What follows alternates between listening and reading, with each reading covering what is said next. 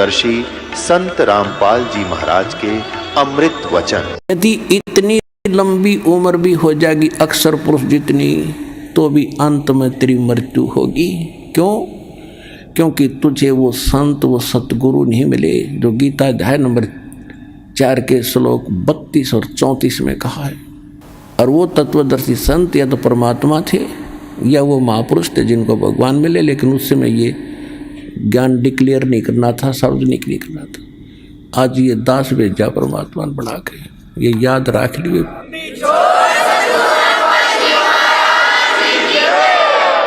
इतनी उम्र बुलंद मरेगा अंतरे।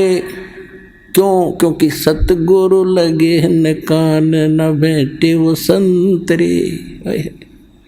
ना तो कोई सतगुरु मिला, वो संत नहीं मिले, जिस कारण से कहते सुखदेव ने 84 भुगती बना पजावे खरवो, और तेरी क्या बुनियाद पर तू पंडा पंथ पकड़वो। ऐसी साधना करके सुखदेव जैसे महर्षि ने गधा बनना पड़ा। एक बार अपनी हिस्ट्री बताते हैं सुखदेव जी। उसको दिव्य दृष्टि प्राप्त हुई और डिस्कशन चल रही थी, उसमें एकदम झटका लगा उसको सब ऋषियों के बीच में उसने अपनी आत्म कथा बताई कि एक समय मैं गधे की योनि भोग रहा था और कुम्हार ने खूब काम लिया पुजावे के ऊपर, और जब मैं अंधा हो गया मुझे छोड़ दिया। कर्म अनुसार अंग भंग होते हैं और यहाँ दोनों कर्म भोगने पड़ते हैं जब तक परमात्मा कबीर जी की भक्ति हम नहीं करते हैं। परमात्मा कबीर जी की भक्ति इस दास से प्राप्त होने के बाद आपके पूर्व के सारे पाप कर्मों पर क्रॉस लगा देगा, खत्म कर देगा, भगवान नष्ट कर देगा। जब ही सतनाम हृदय धरो बहो पाप को नाश, हृदय से चिंगारी अग्नि की या पड़े पुराने घास। 1000 टन घास पड़ा हो अड़ंगा और उसमें एक माचिस की सीख लगा दे, सारे ने फूंक कर राख बना देगी और चलेगी तेज हवा, कहीं की कहीं जगह पड़ेगी, ग्राउंड साफ हो जाएगा। जैसे सूरज के आगे बदरा ऐसे कर्म छयारे, प्रेम की पवन करे चितवंजन जल के तेज नयारे। आत्मा और परमात्मा के बीच में ऐसे पाप कर्म बाधा बने हुए हैं जैसे सूर्य के बीच में बादल हों और तेज हवा चलती है, उन बादलों को तितर बितर करके और वो स्वच्छ प्रकाश आप तक पहुंचा देती है। ऐसे बताते हैं कि जैसे सूरज के आगे बदरा ऐसे कर्म छयारे, और प्रेम की पवन और करे चितमंजन फिर झलके तेज नयारे। यानी ये सतनाम का जाप करें, आत्मा में प्यार जागेगा, आंसू आने लगेंगे, आपके टप पड़ा करेंगे। मालिक की चर्चा जरा सी शुरू होती, अभी तो हमारे अंदर वो अड़े पड़े हैं पाप कर्म, हमें अंदर से वो उस स्थिति में आने नहीं देते आत्मा को। और जब ये आत्मा उस स्थिति में आवेगी तो कहते प्रेम की पवन, और फिर करे चितमंजन, मालिक का शुक्र करे, याद रखे दाता ने, फिर झलके तेज नयारे, न्यारी रोशनी होगी, आत्मा भगवान की तरफ बढ़ेगी।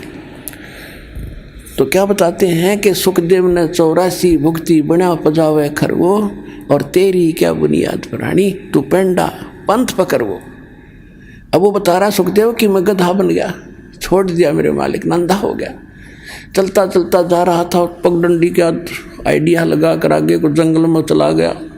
आगे नाला था थोड़ा सा 2-2.5 फुट का, उसमें आम व्यक्ति कदम जाता था, वो तो जंप लगा जाता वहाँ से। मुझे दिखाई नहीं दिया, मैंने अगले पैर फंसने लगे, मैंने जंप लगानी चाहिए, बीच में फंस गया, आगे मुंह टिक गया, पीछे बैक लग गई और पैर लटके भाई के। कहते 1 हफ्ता 10 दिन तड़प के भूख से प्यास से मरा, ऐसे ऐसे कष्ट उठाए। अब क्या बताते हैं सुखदेव ने 84 भुगती 84 लाख योनियों में कष्ट उठाए, और बना पजावे खर माने गधा वो, और तेरी क्या बुनियाद प्राणी। तो ये छोटे मोटे व्रत करता फिर इन पर घूम रहा है इधर उधर, इनसे कोई लाभ नहीं होगा। ये तो ऐसे महर्षियों की दुर्गति। और तो पेंडा पंथ पकड़, वो पेड़ा वो मार्ग, वो यथार्थ भक्ति मार्ग पकड़ दो। तत्वदर्शी संत बताते हैं उस ज्ञान को ग्रहण कर, उस भक्ति को कर, तब तेरा छुटकारा हो। अब परमात्मा से ज्ञान प्राप्त करके आदरणीय गरीबदास साहिब जी क्या कह रहे हैं, मन तू चल रे सुख के सागर, जो शब्द सिंधु रत्नागर। अब सुख सागर किसे कहते हैं? शंखो लहर मेहर की उपज, कहर नहीं जा कोई, दास गरीब अचल अविनाशी, सुख का सागर सोई। शंखो लहर मेहर की उपजे। जैसे मेरे दास के साथ तो बहुत बार ऐसी घटनाएं हुई है, कभी पहले भी नाम लेने के बाद तो बहुत ज़्यादा होता है। अकेले बैठे हो, चिंतन मालिक का चल रहा हो, ऐसी स्थिति आ जाती है चाहे किसी ने हमें कितनी पीड़ा दे रखी है, कितना दुखी कर रखा है, तो उसके प्रति भी द्वेष नहीं आता। ऐसी सब अपनों सा दिखाई देता है, कोशिश करके भी नहीं होता, और वो होती है थोड़ी सी देर की। उसके बाद 100 कोशिश कर लेते हैं उस तरह स्थिति में आने की, नहीं आ पाते हैं। तो वह मेहर की लहर थी, उसके जाने के बाद कहर की लहर शुरू होगी। उसने ऐसे क्यों कर दिया, उसे वो ऐसे क्यों बोला, वो करना है, वो रह गया, वो नुकसान हो गया, उसने वो ऐसे चलेंगे, वो करेंगे, ये कहर की लहर टूटी होगी शुरू। तो कहते हैं वह शंखों लहर मेहर की उपजे, वह ऐसा भाव रहेगा। और कहर नहीं जा कोई दुख नहीं, कोई कष्ट नहीं। और दास गरीब अचल अविनाशी, सुख का सागर सोई। अब क्या कहते हैं? मन तू चल रहे सुख के सागर, जहाँ शब्द सिंधु रत्नागर। रत्नागार, आगार मन डिपो खान, वह सुख की खान है। सतलोक यानी जिसमें कि उस चीज का अभाव नहीं। कोयले की खान है, कोयला निकाल ले जा, अंत नहीं आता। कहते वो आगार है, डिपो है सुख का, सुख सागर। रत्न आगार, आगार माने रत्न यानी सुख रूपी रत्नों का भंडार है वो। फिर क्या बताते हैं? कोटि जन्म तन भर मत हो गए, और कुछ नहीं हाथ लग्या रे। कुकर सुकर खरबा बोरे, कौआ हंस बगारे। कोटि जन्म तू राजा की न्या, मिटी न मन की आशा। और भिक्षुक होके दर दर घूमया, ये मिला ना निर्गुण रासा। आप ऐसे भी साधक रहे हो, घर त्याग दिया प्रेरणा पाके, जंगल में बैठ के गांव से भिक्षा मांग लाए, सूखी रोटी जैसी मिली उनको 2-2, 3-3 दिन वृक्ष का बांध देते थे पहले ऋषि मुनि, और सूख जाती थी। फिर उनको पानी में भिगो भिगो के 2-2 दिन खाते थे कि रोजाना कौन जावा टाइम वेस्ट कर रहे। कैसे ऐसे कहते ऐसे कठिन तप साधना भी तूने की, जिसके कारण आप इंद्र की पदवी भी प्राप्त कर ली, स्वर्ग का राजा बने, पृथ्वी के राजा बन गए। आप ब्रह्मा विष्णु महेश की भी पदवी प्राप्त आपने कर ली, लेकिन आपका यो जन्म मरण नहीं मिटा, यो कष्ट नहीं मिटा इस सत्य साधना के ना मिलने से। कहते इंद्र कुबेर ईश की पदवी, और ब्रह्मा वरुण धर्मराया और विष्णुनाथ के लोक को जाकर तो फिर भी वापस आया। अब देखो, हम तो एक छोटे से क्षेत्र के कोई चेयरमैन बन जाए, सरपंच बन जाता है, बस उस समय काख पीटे बिना ज्ञान के, और चेयरमैन बन जाता कहना है कि एमएलए एमपी बन जाओ, पता नहीं क्या बन गया। तो इस प्रकार परमात्मा कहते हैं तो पूरे स्वर्ग के राजा इंद्र, वो तो स्वर्ग में तो वैसे जीव आम आदमी जाना चाहता रहा कि वहाँ तो गुण है सुख से, एक सिंपल मैन को भी। तो उसकी तुलना में वहाँ के इंद्र को, वहाँ के राजा को, सुरपति देवताओं के राजा को कितना सुख होगा, उसकी थोड़ी सी झलक बताते हैं कि आप यहाँ कितनी कितनी कठिन साधना करके फिर भी भटक रहे हो, कुछ भी हाथ नहीं लगा। क्या बताते हैं कि आगे गए ना वापस आए, और रहते भी सब जा, और बिन साहेब की बंदगी कहीं ठोर ठिकाना ना। अब जैसे मनुष्य जीवन में है हम, या मृत्यु होगी, कर्मानुसार हम हो सकता स्वर्ग में भी चले जाएं, कुछ पुण्य हो गए तो पुण्य में भी, वहाँ स्वर्ग में मृत्यु होगी, चलो पुण्य खत्म हुए, नरक में। अब नरक का समय भी निर्धारित होता है, वो पूरा होता है, चलो गधा बनो, गधे का भी निर्धारित है, मरो फिर चलो कुत्ता बनो, और फिर कभी मनुष्य बनो तो मनुष्य बनो, और फिर मरो फिर चलो, या चलो चलो मिटेगी। अब इस दास से दीक्षा लेकर।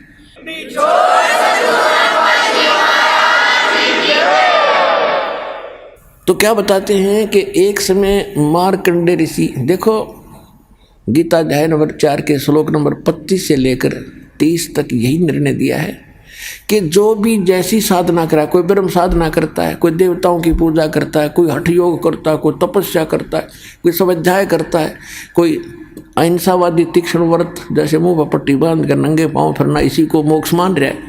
ये सभी अपनी अपनी साधनाओं को पाप नाशक मानते हैं। पाप नाशक मीन मोक्षदायक, पाप नाश होंगे तभी तो मोक्ष मिलेगा। इसी प्रकार मार्कंडेय ऋषि उसी कैटेगरी का था। उसने ब्रह्म साधना को सर्वोत्तम मान रखा था। इन ऋषियों को ब्रह्म से ऊपर ज्ञान नहीं था, तो फिर भी उसने घोर तप कर रहा था बंगाल की खाड़ी में।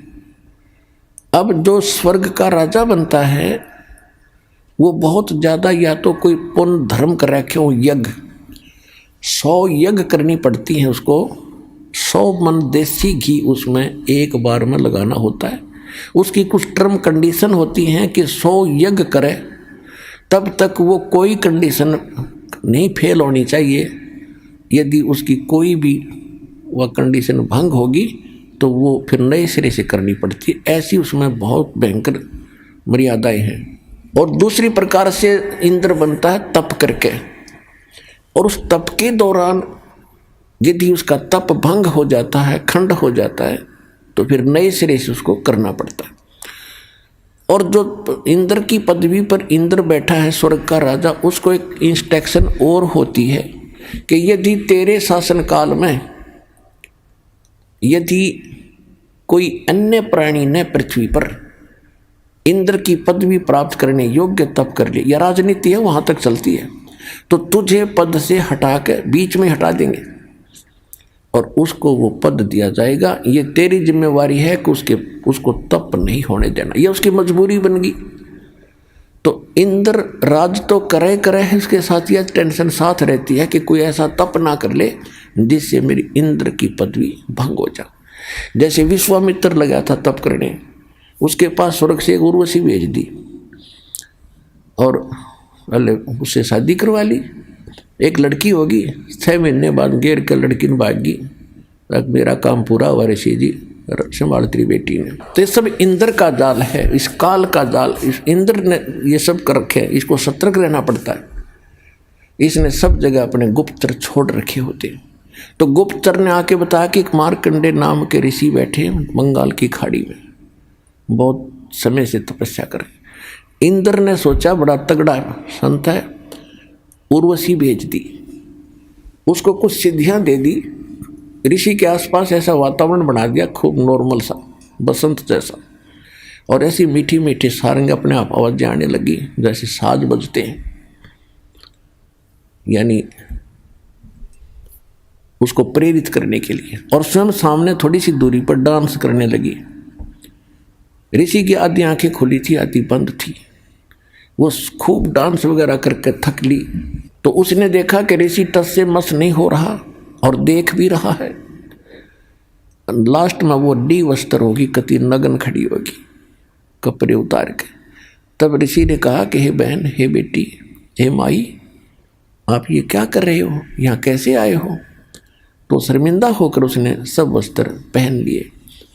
फिर आके कहने लगी कि हे ऋषि जी, मेरे इस रूप को देखकर इस बनखंड में जितने भी और तपस्वी थे वो मुझे मालूम है उनकी क्या दशा होगी, लेकिन आप पता नहीं आपकी समाधि कहाँ थी और आपको ये प्रभाव नहीं हुआ।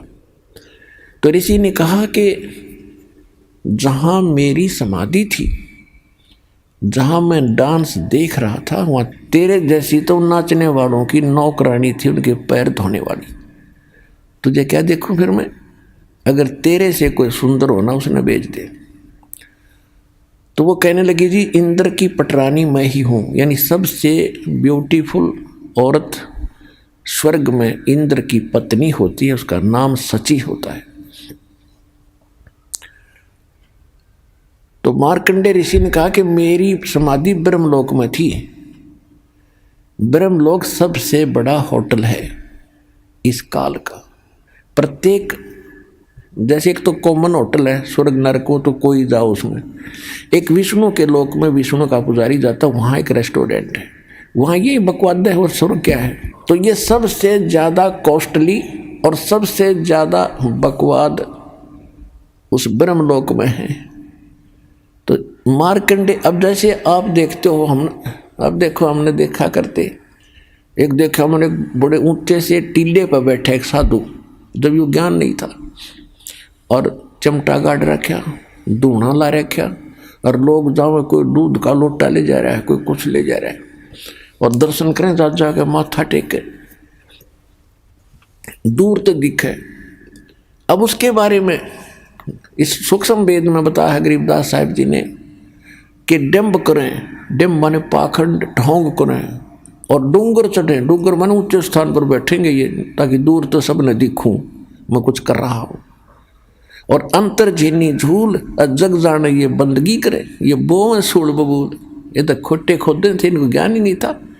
तप करें, तप से अगले जन्म में राजा बने, राजा ने खोटे कर्म करे, अगले जन्म में नरक। तपेश्वरी सो राजेश्वरी, राजेश्वरी सो नरकेश्वरी, तप से राज राज मद मानव, सूक्ष्म वेद में लिखा है, और जन्म तीसरे फिर शुक्र स्वान। तो मार्कंडेय ऋषि तप कर रहा था, तो ये ब्रह्मलोक में इसकी समाधि चली। अब देखो आप कहीं बैठे हो, कहीं पर भी बैठे हो, 10-20 मिनट में मन ऐसी प्रेरणा करेगा, चलो वहाँ चलते हैं, वहाँ बैठते हैं, बैठने की चेष्टा करोगे तो भी ना बैठने दे। और आप चले जाते हो, सिनेमा देखने जाते थे पहले, अब तो नहीं जाएंगे हम, तो 3 घंटे का न्यों नहीं पता लग गया कितनी देर में गई, क्योंकि नई नई बकवास देखने मन को चाहिए, तो बैठा रहेगा। तो ये क्या करते हैं कि इनका कोई कमल खुल जाता है साधना से ऑटोमेटिक, कोई पिछले संस्कार से, पहले भक्ति युक्त लोग थे बहुत थे, अब ना खुलता किसी का, तो वो पुराने संस्कारों से वो खुल जाता था। तो उसमें वो क्या देखते हैं, जैसे टेलीविज़न ऑन हो गया आपका, कोई चैनल चाल पड़ा, तो उसमें वो कार्यक्रम रिले तो कहीं और से हो रहा, देख रहे हो टेलीविज़न में। तो ऐसे जो ब्रह्मलोक में डांस हो रहा था, उस ऋषि ने वहाँ दिखा था, वो सामने वो खुल कर सामने रिफ्लेक्ट हो जाता, जैसे डिस्प्ले पर आ जाता है। तो वो डांस देखा था, हम सोचा तपस्या कर रहा है, ना मन टेकन दे इन्हें, तो ऐसी थी इनकी तपस्या, मूर्ख बना। आप भी बड़े से हम इनके पीछे लगे रहे, बड़े सिद्ध पुरुष हैं। इसलिए जब उसने इस औरत से भी सुंदर औरतें वहाँ दिख रही थी, टारगेट इसका वहीं जाने का था कि इस नाम के जाप से साधना से वहाँ जाऊँगा, फिर इनको वहाँ मिलेंगी मुझे। और ये नाम भगत क्या करते, इनका टारगेट क्या था, तो ये भगवान की रोशनी से आपको दाना दाना समझ में आओगा इसका पूरे अध्यात्म मार्ग का, सब कर्मों का, सब अध्यात्म ज्ञान का। अब मार्कंडेय ऋषि कहने लगा तेरे से कोई सुंदर हो उसको भेज, तो कहने लगी मैं इंद्र की पटरानी मैं ही हूँ। तो उसने कहा कि जब इंद्र मरेगा, ऋषि ने कहा, उसको पता था कि इंद्र की आयु कितनी है, 72 चतुर्युग, 72 चतुर्युग। इंद्र यानी ब्रह्मा के एक दिन में 14 इंद्रों की मृत्यु हो जाती है। ब्रह्मा जी के 1008 वर्ष की पूरा एक दिन होता है, वैसे लंपसम इसको 1000 वर्ष मान लेते हैं। जैसे 365 से 1/4 दिन का अपना वर्ष होता है, इसको हम 365 का मान ले हैं। तो इस प्रकार 72 चतुर्युग तक वो इंद्र का राजा रहेगा, स्वर्ग का राजा इंद्र बना रहेगा। और मार्कंडेय ऋषि को पता था कि इसकी मृत्यु होगी, इतना इनको ज्ञान था। तो इसने कहा, उस औरत से कहा, उस उर्वशी से कहा ऋषि ने कि इंद्र मरेगा तो तू क्या करेगी, तो भी तो मरेगी, तो भी मरेगी। कहने लगी मैं 14 इंद्रों को वरूंगी। अब हिसाब लाइयो पुण्यात्मा, ये 2.5 घंटे सुबह 2.5 घंटे शाम बैठ के अटपट करके सोचो मोक्ष प्राप्ति कर लेंगे।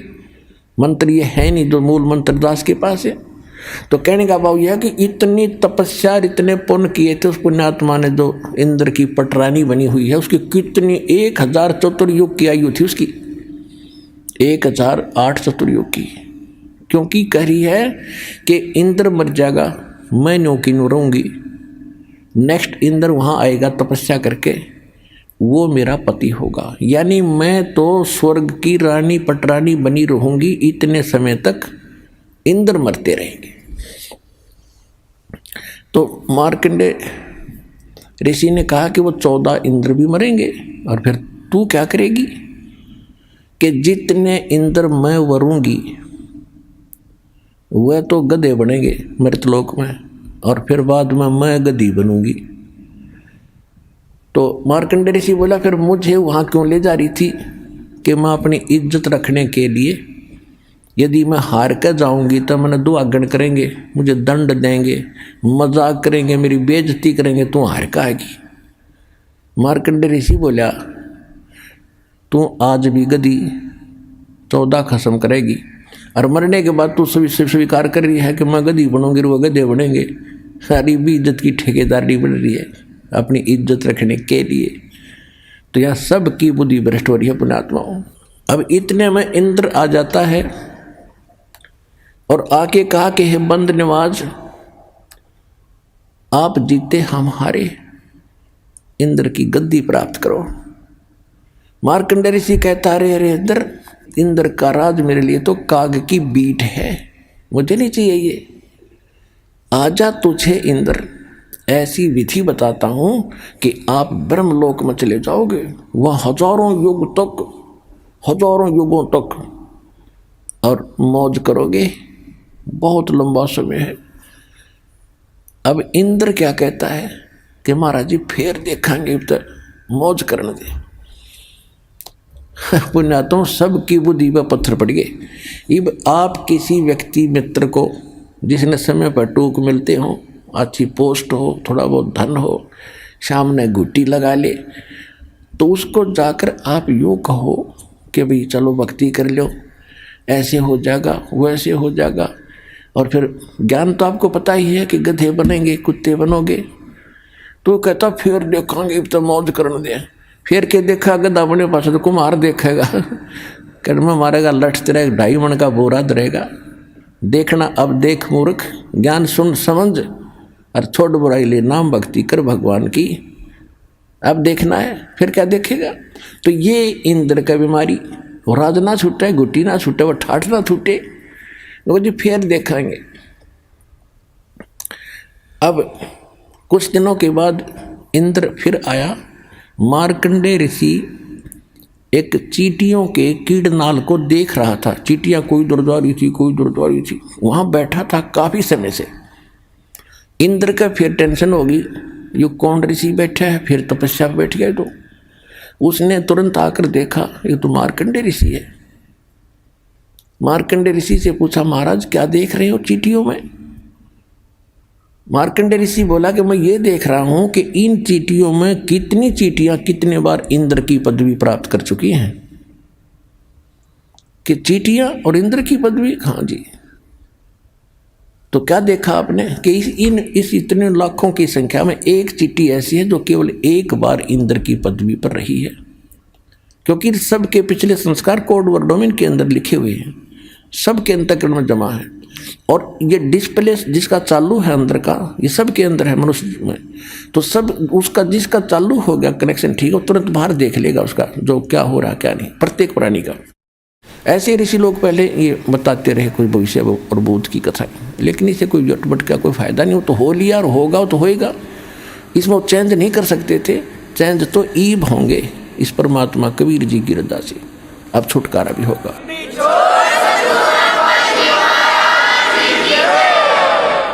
तो इंद्र का पसीने आगे कि एक बार ये सब चींटियां भी इंद्र रही हैं, कई बार, एक की बात छोड़, और फिर भी बुद्धि में ना आई।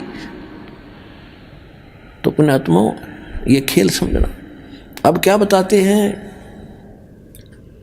कि इंद्र कुबेर ईश की पदवी ब्रह्मा वरुण धर्मराया, विष्णुनाथ के पुर को जाके तू फिर भी वापस आया।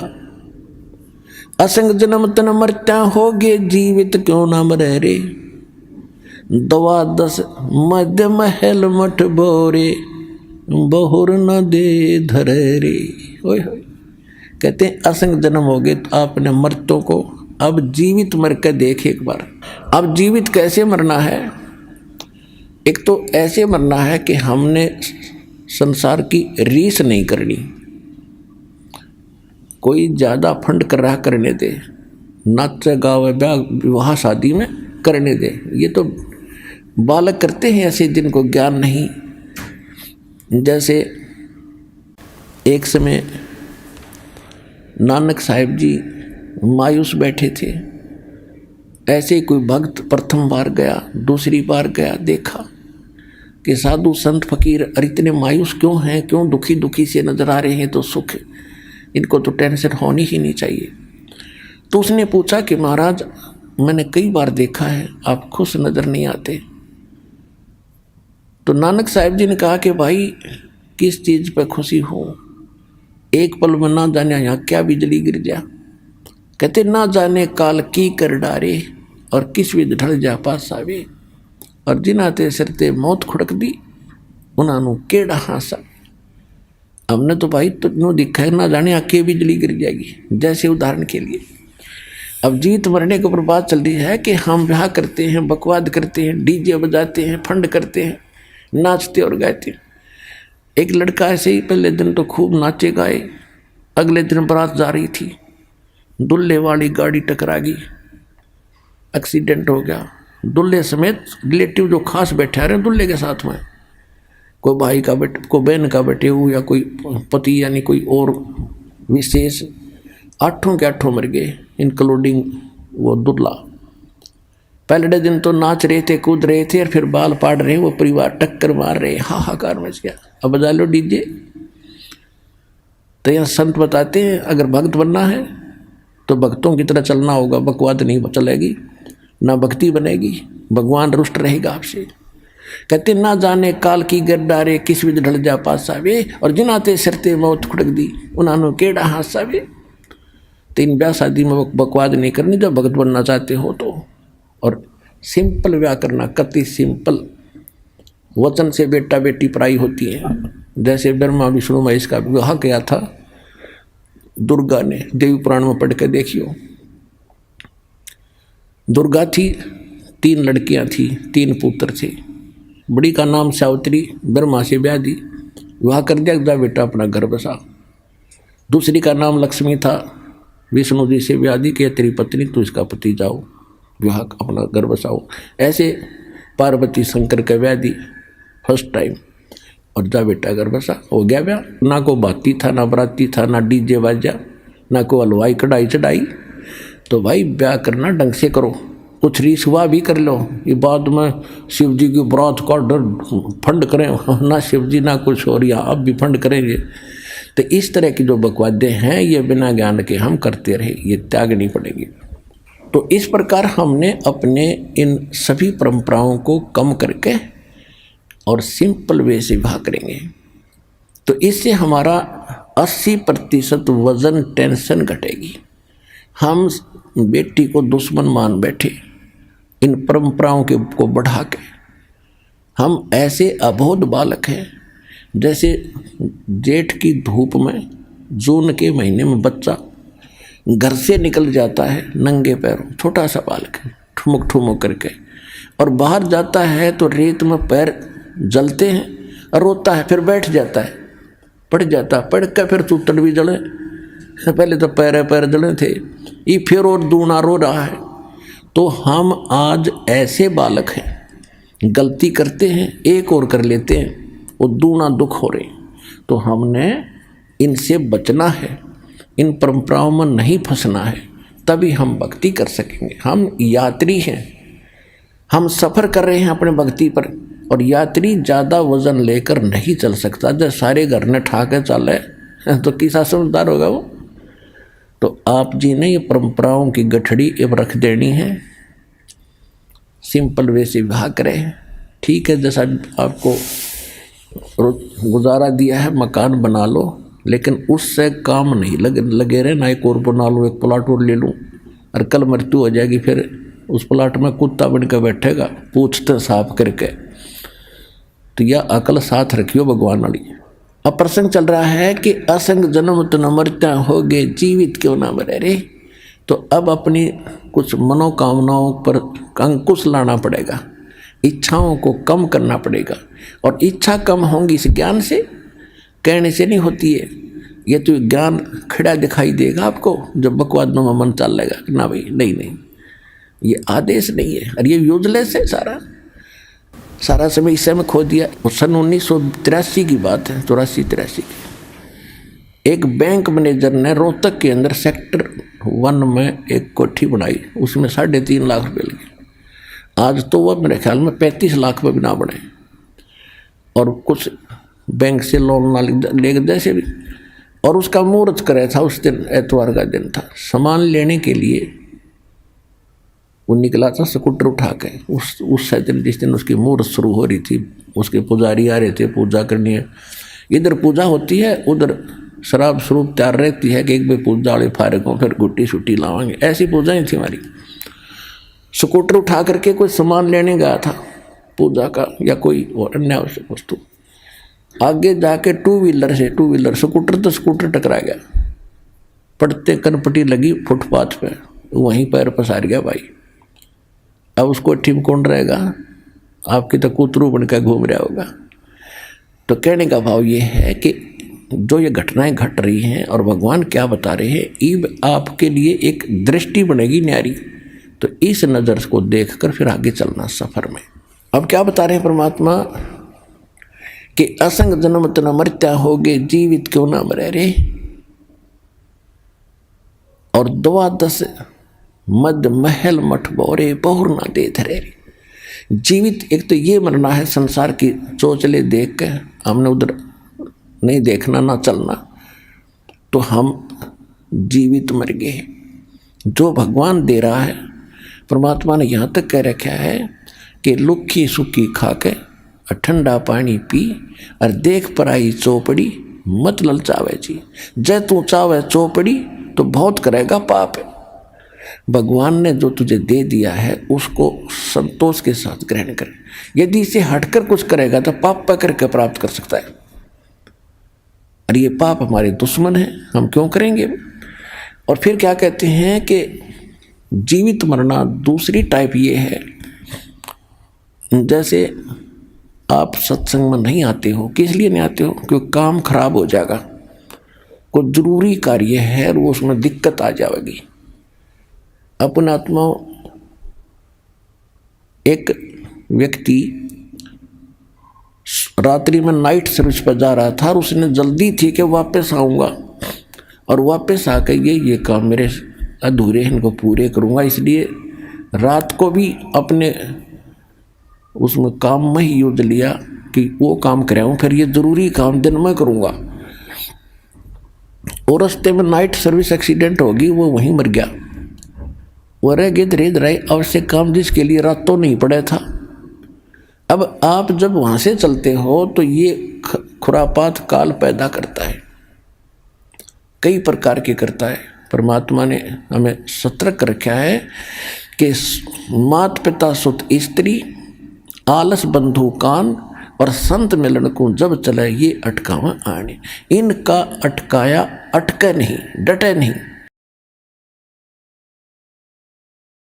और आता है वो आवागमन सा।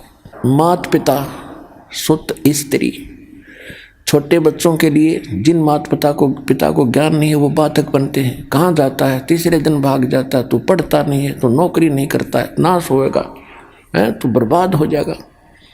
और जिनके माता पिता को ज्ञान है वो बाप, वो बच्चे बाप बन जाए, फिर कहाँ जाओगे? बूढ़े हो रहे हो कि तो गिर जाओगे, चोट लग जाएगी, क्या रखा है? वो तो नास्तिक है, वो सब उठपट बताता है। अब माता पिता को ज्ञान हो गया और बच्चों के वश हो गया, किराए में मांग करना, फिर भी जैसे तैसे वो आता है, उनका अटके नहीं। अब किसी की स्त्री बाधक बनती है, ज़्यादातर बहनें बाधक बनती थी, पहले ज्ञान नहीं था। अब तुम्हारी बहनें बल्कि आगे आ रही हैं, ज्ञान से पता होता है। तो उनको डर रहता था, जो कहीं जाता है ज्ञान की बातें सुनता, कहीं छोड़ कर भाग ना जा, बाबा ना बढ़ जा और तू जड़ जा, इसलिए वो स्त्री बहुत बाधा करती थी।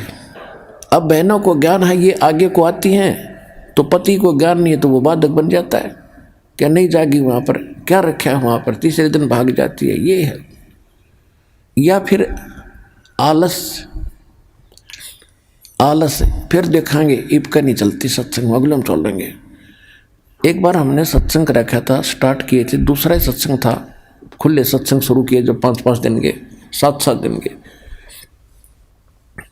एक कोई कर्मचारी था भगत, तो उसने अर्जी लगाई कि छुट्टी मिल जाए भगवान, सत्संग में जाऊंगा। छुट्टी मिल गई, छुट्टी मिल गई तो ने सोचा कल चलूँगा, छुट्टी मेरी सत्संग के लिए है, ने सोचा कल देखेंगे, आज तो थोड़ा रेस्ट कर लूँ। अगले दिन फिर बोला दूसरे दिन कि श्याम सिंह ने देखेंगे। श्याम सिंह एक रिश्तेदार आ गया, बहन का पति, और उसने लेनी थी भैंस। वो बोला चल मेरा भैंस दिला के ला। अब उसने ना नहीं कर सकता, तो पहले तो गांव में दिखाई, कोई पसंद नहीं आई, फिर दूसरे गांव में, फिर तीसरे गांव, यानी 7वें दिन बिना भैंस लिए दोनों वापस आ गए। इतना सत्संग पूरा हो लिया। तो जब उसने यो ज्ञान सुना, जब ने बोला जी आलस मार गया मैंने, कहते आलस कर लिया, तो फिर देखूंगा, तड़को देखूंगा, परसों देखूंगा। तो और शाम ने भी नीत नहीं थी, कल देखूंगा, ये सोच रहा था। जब लेट से हो गया, इतना मुँह आ गया, और 7 दिन धक्के खाता फिरा, कि गोबर में बड़ा, कि कहीं किसी का सोया, कभी रोटी मिली ना मिली, पैदल चले। वो 7 दिन मेरे बिरान माटी में गए, 6 दिन। अरे कान पकड़ दिया, सीधा आया करूँगा, ले छुट्टी मिलते बा क्या करूँगा।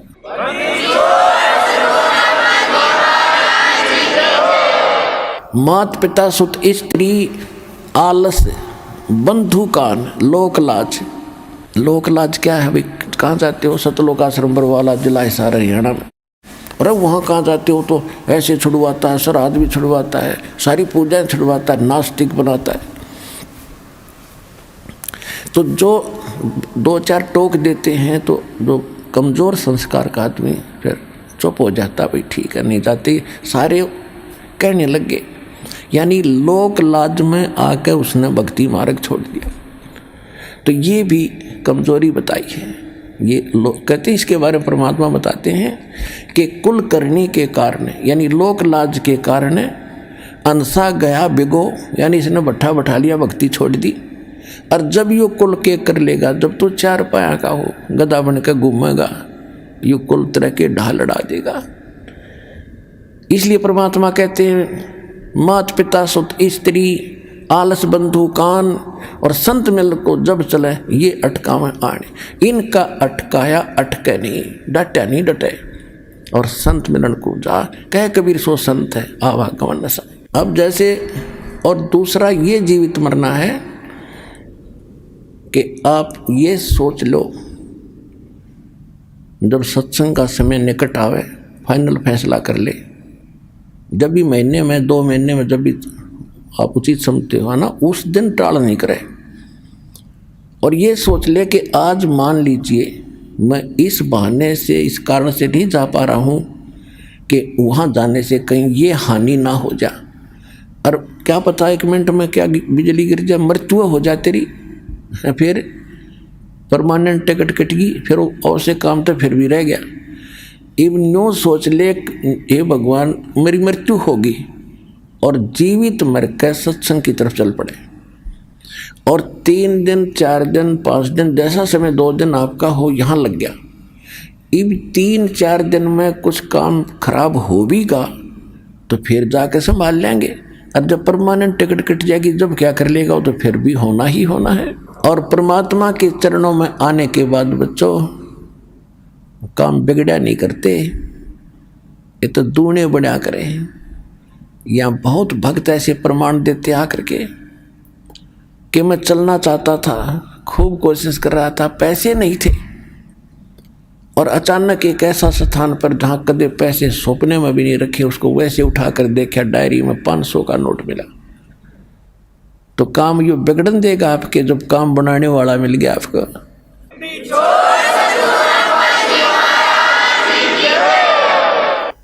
अब क्या बताते हैं, असंग जन्म तन मरता होगे, जीवित क्यों ना मरे रे।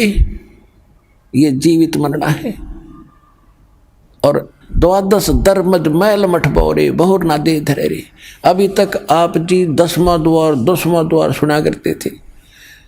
और एक यू जम्मू के अंदर रांजड़ी में मधु परमहंस नकली कबीरपंथी। इसने किताब पढ़ ली कबीर साहब की वाणी में, 11वीं खिड़की पागी, गर्मा द्वार किसी को नहीं पता, मुझे पता है। पता उसमें तो 12 द्वार लिखे हैं, इनकम्प्लीट नॉलेज है आपका। तो वो 12वें द्वार हैं कहाँ, इन्हें वो ही नहीं पता। क्या बताता हो कि 10 द्वारतों की तो सतिथि है और 11वें द्वार की कोई सतिथि नहीं। जैसे नाक है, नाक की सतिथि है, वो नहीं, वो तो वैसे ही है, वो में ज्ञान हो तो वैसे हो। अब क्या बताया कि जैसे 21 ब्रह्मांड का जो क्षेत्र है, एक ब्रह्मांड का जो क्षेत्र है, ये 10वें द्वार पार करके इस ब्रह्मांड से पार हो जाते हैं। इसके बाद इसी काल के जाल में ही रहते हैं। 11वां द्वार है जो 21वें ब्रह्मांड को पार करेंगे काल के, और 7 संग ब्रह्मांड का अक्षेत्र शुरू हो जाएगा, अक्षर पुरुष का, वो 11वां द्वार है। और अक्षर पुरुष के अक्षेत्र से पार करके सतलोक में प्रवेश करेंगे, वो 12वां द्वार है। ता गरीबदास जी कह रहे, 12 दर महल मठ बोरे, ए भोले आदमी, वो तो 12वां द्वार पार करके वो स्थान है, शाश्वत स्थान, जहाँ बोर ना दे धरे रे, जहाँ जाकर फिर जन्म मृत्यु नहीं होती। गीता अध्याय नंबर 15 के श्लोक नंबर 4 में कहा है, गीता अध्याय नंबर 18 के श्लोक नंबर 62 में कहा है। वो स्थान तो 12वां द्वार पार करके है। फिर बताते हैं, दोजक भिष्ट सभी तें देखे राजपाट के रसिया, या जैसी साधना तुम कर रहे हो में दोनों मिलते हैं, स्वर्ग भी नरक भी 84 लाख योनियां भी। दोजक भिष्ट सभी तें देखे राजपाट के रसिया, और 3 लोक से तृप्त नाही यो मन भोगी खसिया। इस मन की इतनी गंदी आदत है, इतना बेईमान है यो, इसको 3 लोक का राज दे देना तो भी यूँ सोचा और मिला कि तो थोड़ा सा। जैसे कोई सरपंच बन जाता है और वो मीटिंग में जाता, चेयरमैन के अधीन होता है, तो उसने ना वो नो सोचा अगली बार चेयरमैन बनो जब कोई बात बने। अब चेयरमैन बनने के बाद वो क्या सोचता कि एमएलए बनो जब बात बने, भाई नहीं बात बनी। एमएलए बनने के बाद उसकी टेंडेंसी ये बन जाती है वो मंत्री बनो ताकि मैं बात सार रस आवे, नहीं बनी बात। अब मंत्री बनने के बाद उसकी नीयत रहती है मुख्यमंत्री बनो तो चौधर पूरी हो, और मुख्यमंत्री बनने के बाद इन्होंने सोचा बस प्रधानमंत्री बनो, फिर देखना क्या इतना मृत्यु हो जाएगी, गधा बनेगा, फिर संतरी बनिए बड़ा कुत्ता बन के। कहते हैं सतगुरु मिले तो इच्छा मेटे, पद मिल पदे समाना। ओए होए, सतगुरु मिलेगा तो ये इच्छाओं को खत्म करेगा, और पद मिल पदे समाना। जैसे आपको बताया था कि सारे असंख्य ब्रह्मांडों रूपी बाग का मालिक है कबीर भगवान, और उस बाग के मालिक का माली गरीबदास आए। उन्होंने ऐसी जड़ी बूटी हमें बताई जो उस परमात्मा के, और ये दास बना दिया नौकर उस बाग के माली का, और आप उसके पौधे हो। ऐसी जड़ी दे दी कि आपको हरे भरे रखूंगा।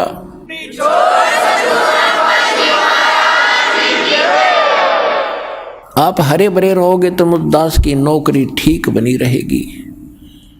अब जैसे बाग में माली का नौकर क्या देखता है, उसको इंस्ट्रक्शन होती है माली की तरफ से कि ऐसे पेड़ बाहर फैलता है, उसको साइडों से काट दे ताकि फले फूले सीधा चले। तो आपके अंदर जो बेमतलब की इच्छाएं हैं इस ज्ञान से ऐसे काट दी जाएंगी, नहीं सीधे चलो, बकवास छोड़ दो। सतगुरु मिले तो इच्छा मेटे, पद मिल पदे समाना, और चल हंसा उस लोक पठाऊं जो आदि अमर स्थान। ओए होए, आदि अमर शाश्वतम स्थान है कि सतगुरु मिलेंगे तो ये सब इच्छाएं खत्म करेगा। सबसे पहला काम ये होगा। और फिर पद मिल पदे समाना, यहाँ देखो ये सुख संवेद है, ये तत्व ज्ञान है, इसके गजब के गुण रहस्य जो कैसे समझ सकते हैं अज्ञानी। पद, यहाँ पद मिल पदे समाना, पद इसके 2 पद हैं और 2 अर्थ हैं। एक तो पद्धति होती है, पद्धति way of worship, method of worship, उसको पद बोलते हैं, पद्धति। एक है गीता अध्याय नंबर 15 के श्लोक नंबर 4 में कहा है कि तत्वदर्शी संत की प्राप्ति के उपरांत परमेश्वर के उस परम पद की खोज करनी चाहिए,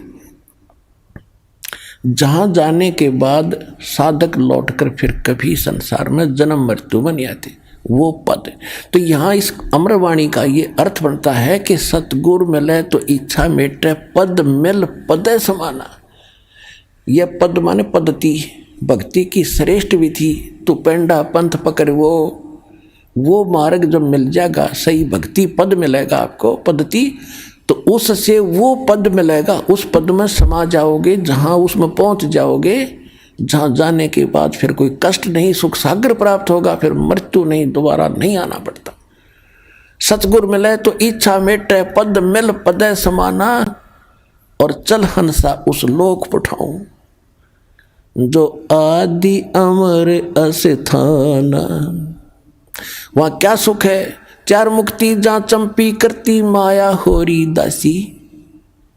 अब हम चार मुक्ति सुना करते थे, वो चार मुक्ति स्वर्ग में होगी, महास्वर्ग में होगी, वहाँ खत्म हुआ, वो समय पूरा हुआ, फिर नरक में वो कहाँ गई? मुक्ति खत्म हुई, वो तो उनका समय निर्धारित है। और कहते हो वहाँ सदा तेरे चरणों में पड़े रहेंगे, वो सुख है। चार मुक्ति जहाँ चंपी करती माया होरी दासी, दास गरीब अब पद पर से, वो मिले राम अविनाशी। ओए होए होए।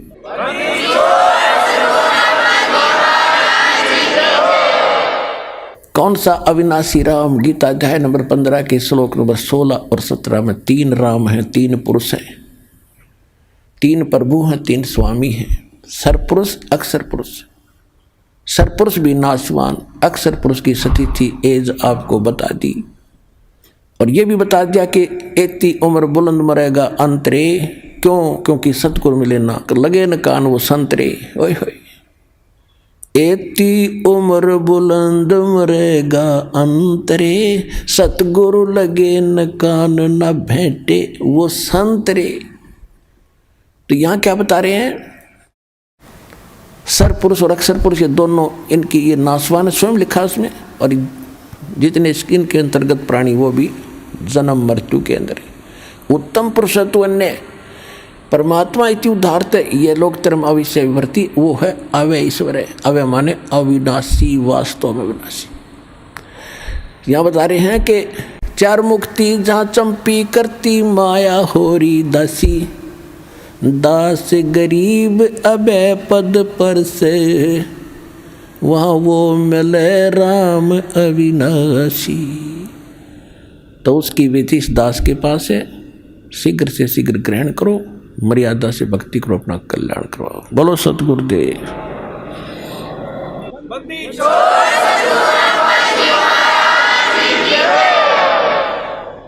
परम पिता परमात्मा पूर्ण ब्रह्म सारी सृष्टि के रचनहार कबीर देव कबीर परमेश्वर जी की असीम रजा से आप सभी पुण्यात्माएं परमात्मा की अमर कथा सुनने के लिए उपस्थित हुए। जिन प्राणियों के ऊपर परमेश्वर की मेहर भरी नज़र होती है, उन्हीं को ये प्रेरणा मिलती है, उन्हीं के अंदर एक तड़प उठती है परमात्मा पाने की, अच्छे कर्म करने की, और उन्हीं को वो ठीक ठिकाना सतगुरु और यथार्थ सत स्थान मिलता है, जहाँ पर वो वस्तु उपलब्ध होती है। जो भी पुण्यात्मा पुण्यकर्मी प्राणी परमेश्वर कबीर जी की शरण में इस दास के माध्यम से आ रहे हैं, बहुत ही पुण्यकर्मी प्राणी हैं, क्योंकि डॉक्टर को ज्ञान होता है कि ये यहाँ आ गया है तो इसका ट्रीटमेंट ठीक होगा, इसका जीवन बच जाएगा। क्योंकि कुछ ऐसे हॉस्पिटल होते हैं, उन्हीं में उन विशेष डिसीज की ट्रीटमेंट क्योर होता है। आइए अब हम उन श्रद्धालुओं के अनुभव जानते हैं जो जगत गुरु तत्वदर्शी संत रामपाल जी महाराज जी से दीक्षा प्राप्त कर चुके हैं तथा उनके द्वारा बताए गए भक्ति मार्ग पर चल रहे हैं। नमस्कार सर। नमस्कार सर। सर क्या नाम है आपका? मेरा नाम धनीराम दास है। 15 साल से रेगुलर भोपाल में रह रहा हूँ, टेलर का काम करता हूँ। सर संत रामपाल जी महाराज की शरण में आने से पहले आप क्या भक्ति साधनाएं करते थे? मैं भक्ति पहले देवी देवताओं की करता था और स्टार्टिंग में पहले मैंने एक गुरु बनाए थे जो उनका नाम मौनी महाराज है। वो कुरवासे के रहने वाले हैं, कुरवासे में उनका स्थान है। और इसके बाद में उनसे मेरे अंतरात्मा शांत नहीं हुई। फिर इसके बाद में 1999 में आसाराम जी महाराज को गुरु बनाया।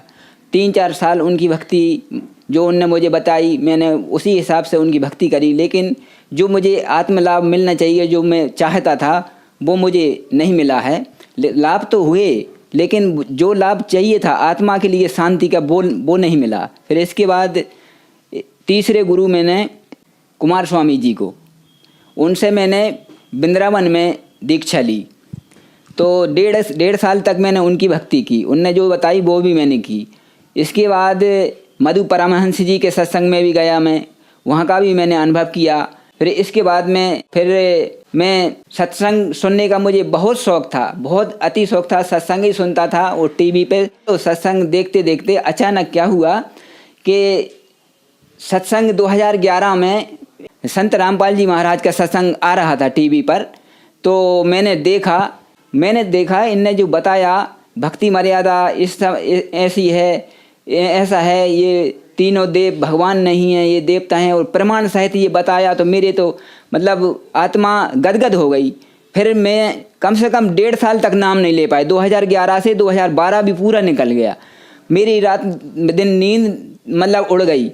मैंने रात दिन यही सोचता रहा था कि संत रामपाल जी महाराज के कैसे मैं जाऊंगा। मैंने तो दिल्ली भी नहीं देखी, लेकिन मैं आगे कैसे जा सकता हूँ। अब मैं इसी चिंता में मतलब दुबला भी होने लगा, मेरा शरीर बहुत दुबला होता गया। फिर संत रामपाल जी महाराज से 18 अक्टूबर 2013 में नाम दीक्षा ली। सर हमने सुना है कि संत रामपाल जी महाराज से नाम दीक्षा लेने के बाद श्रद्धालुओं को बहुत सारे लाभ प्राप्त होते हैं, चाहे वो आर्थिक हो, शारीरिक हो, मानसिक हो या आध्यात्मिक हो। तो क्या सर संत रामपाल जी महाराज से नाम दीक्षा लेने के बाद आपको भी कोई लाभ प्राप्त हुए? बिल्कुल सर, लाभ हुआ ना। पहला लाभ तो मुझे ये हुआ कि जो इन रामपाल जी महाराज ने, संत रामपाल जी महाराज ने जो ज्ञान दिया, तो उस ज्ञान से शंकाएँ जो थीं वो सब मिटती चली गईं। और इसके बारे में फिर जो मुझे लाभ हुआ, तो मेरी पत्नी जो है, इनका बीपी या जो भी होता हो, सिर में इतना दर्द होता था कि इनको मैं 2 किलोमीटर भी या 4 किलोमीटर लेके जाता था कहीं भी, तो ये वापस जब लाता था तो इनको उल्टी तक होने लगती थी, इतना सिर दर्द होता था। 2000 से 2012 तक रहा इनको। संत रामपाल जी महाराज से सर जब तक जुड़े नहीं, तब तक इनको वो सिर दर्द होता रहा था। इसके बाद में फिर इनका जब सिर दर्द ठीक हुआ, फिर आप कहीं भी ले जाओ इनको, 1000 किलोमीटर भी ले जाओ, 1500 भी ले जाओ, तो अब इनको कुछ नहीं होता। फिर इसके बाद में क्या हुआ कि जो मेरी पत्नी है, एक बार ये गांधीनगर में भजिया बना रही थी, वहाँ शादी थी, तो भजिया बना रही थी, तो अचानक चेयर पर बैठी बैठी बना रही थी। अचानक वो चेहरे जब लुढ़क गई, खोलता हुआ तेल इनके ऊपर से यहाँ से पूरा साया पूरा भीग गया। साया भीगने के बाद भी इनकी साड़ी जो है ना, साड़ी तक मतलब पिलक गई थी अग्नि से, इतना गर्म तेल था। तो इनका एक छींटा भी नहीं आया, शरीर पर बिल्कुल कुछ भी नहीं हुआ इनको। और जो देखने वाले थे वो बोलने लगे कि वो तो जल गई, मतलब घबरा गए जो देखने वाले थे वहाँ। तो ये 1 मिनट में 1 सेकंड में खड़ी हो गई और मतलब बोलने लगी, मुझे कुछ नहीं हुआ, आप घबराओ मत, कुछ नहीं हुआ। संत रामपाल जी की कृपा से वो मेरी पत्नी जो बिल्कुल बच गई, बार बच गई। अब इसके बाद में क्या हुआ कि मेरा एक जो बच्चा है बड़ा वाला, उसको मतलब कई महीना से 2-4 महीना हो गए थे, उसको कहीं धंधा पानी कुछ नहीं मिल रहा था। फिर हमारे मन में आया कि अब आश्रम जाना पड़ेगा संत रामपाल जी के, और वहाँ जाकर अर्जी लगाएंगे तभी मतलब कुछ हो सकता है। तो हम तो जाते ही रहते थे वैसे, महीने 2 महीने में 3 महीने में। तो मेरी पत्नी भी साथ में थी, हम दोनों गए वहाँ। और वहाँ जा कर के हमने जैसे दंडवत किया और मन ही मन में प्रार्थना की कि हमारे बच्चा 2-3 महीने से फिर रहा है, उसको धंधा पानी नहीं हो रहा है। तो जैसे ही संत रामपाल जी के शरण में प्रार्थना करके हम वहाँ बैठे, तो घंटा 1.5 घंटे के बाद बच्चे का फ़ोन आ गया। तो सर जब फ़ोन आया तो बच्चा मुझसे बोलता है कि पापा मुझे जहाँ पर मैं पहले नौकरी करता था वहीं फिर से मुझे उस सेठ ने बुला लिया है। तो मैंने धन्य किया है संत रामपाल जी महाराज, आपकी कृपा से आने से ही मैंने जैसे दंडवत किया वो करके बैठा, वो तुरंत आपने सुन ली परमात्मा। तो संत रामपाल जी की बहुत बड़ी ये कृपा हुई उसकी, आज भी वो वहीं नौकरी कर रहा है मेरा बच्चा। अच्छा, इसके बाद फिर क्या हुआ कि अब जब से नाम लिया है कोई हमारे घर में बीमार भी नहीं होता, हम सब बढ़िया रहते हैं। और मम्मी पापा हमारे जो थे, फिर मैंने उनको भी बोला कि पापा मम्मी आप भी नाम ले लो, मतलब नाम लेने से क्या होता है कि 70-80 साल की आपकी उम्र हो गई हैं, गुरुजी जो बताते हैं संत रामपाल जी महाराज, उस हिसाब से मुझे ज्ञान हो गया था। तो मैं उनको बोलने लगा कि आप नाम ले लो तो मतलब आपका कल्याण हो जाएगा। तो पापा तो नाम लेने के लिए तैयार हो गए, तो पापा ने नाम ले लिया, पापा आ गए हमारे साथ में, तो पापा को हमने नाम दिला दिया। आज वो हमारे पापा स्वस्थ हो करके आज भी, जो कि अब कोई भी उनको देखकर ये कह सकता है कि ये मतलब 2 साल में 4 साल में जाने वाले थे ऊपर। संत रामपाल जी महाराज की कृपा से पापा आज भी जो भक्ति करते हैं जो उनको दी है, तो आज वो बिल्कुल स्वस्थ हैं। संत रामपाल जी महाराज से दीक्षा लेने से पहले हम मतलब जो है कि मैं ही अकेला कमाता था और परेशानी थी, मतलब ऐसी ज़्यादा मतलब कुछ नहीं रहता था, उतना ही करते थे उतना ही खाते थे। अब आज जब संत रामपाल जी महाराज से नाम लिया, इसके बाद में अब धीरे धीरे स्थिति ऐसी हो गई कि अब हम बहुत बढ़िया अच्छे तरीके से हम धंधा पानी सब कुछ बढ़िया चल रहा है। आज की स्थिति बिल्कुल ठीक है, वो बढ़िया रह रहे हैं। मेरा बच्चा जो है मोबाइल का काम करता है, तो मोबाइल का काम करता है तो वो उसका जाना आना प्रतिदिन बीमा कुंज में रहता है, तो बाइक से चलता है वो। तो एक दिन क्या हुआ, तो बाइक से ऐसे ही चल रहा था, तो SR2 जो लाल बस रहती है वो बीच रोड पे फंस गया अचानक। कैसे ही वो घबरा करके उसने जब सामने बस देखी तो घबरा के उसने दोनों हाथ छोड़ दिए। जब दोनों हाथ छोड़ दिए वो घबरा गया कि अब तो मैं चला गया, मैं बच नहीं सकता, मतलब तो घबरा गया। तो क्या हुआ कि पता नहीं चला उसको कि बस कब निकल गई और एक साइड में गाड़ी पड़ी, एक साइड में वो पड़ा, और ना तो गाड़ी का कुछ हुआ ना उसके कोई खरोंच नहीं आई। संत रामपाल जी महाराज की इतनी कृपा। तो वो बच्चा भी आज कहता है कि मैं बच कैसे गया। हम जानते हैं कि संत रामपाल जी की ही कृपा है ये, उनका बार बार मैं धन्यवाद करता हूँ कि उनकी ही कृपा से वो बच्चा बचा है, और उनकी ही कृपा से मेरी पत्नी उस गर्म तेल से जो बच गई उसको कुछ भी नहीं हुआ, और उनकी ही कृपा से संत रामपाल जी महाराज की कृपा से ही आज मेरे बच्चे की नौकरी आज भी लगा हुआ है। तो हमारा सब कुछ ठीक चल रहा है। सर, संत रामपाल जी महाराज से नाम दीक्षा लेने के बाद आपको बहुत सारे लाभ प्राप्त हुए, तो जो श्रद्धालु आज आपको देख रहे हैं आप उन्हें क्या संदेश देना चाहेंगे? उनके लिए यही कहना चाहूँगा कि मैंने भी उनकी भक्ति की है इन संतों की, लेकिन वो पूर्ण लाभ नहीं हो सकता जो संत रामपाल जी महाराज से हो सकता है। जो संत रामपाल जी महाराज जो ज्ञान देते हैं, जो भक्ति बताते हैं, जो मंत्र दीक्षा देते हैं, उस हिसाब से पूर्ण संतुष्टि आत्मा को मिलती है जो मिलना चाहिए। जो आत्मा चाहती है वो ही शांति आत्मा को मिलती है, वरना इन गुरुओं से नहीं मिल सकती। धन्यवाद सर। धन्यवाद सर।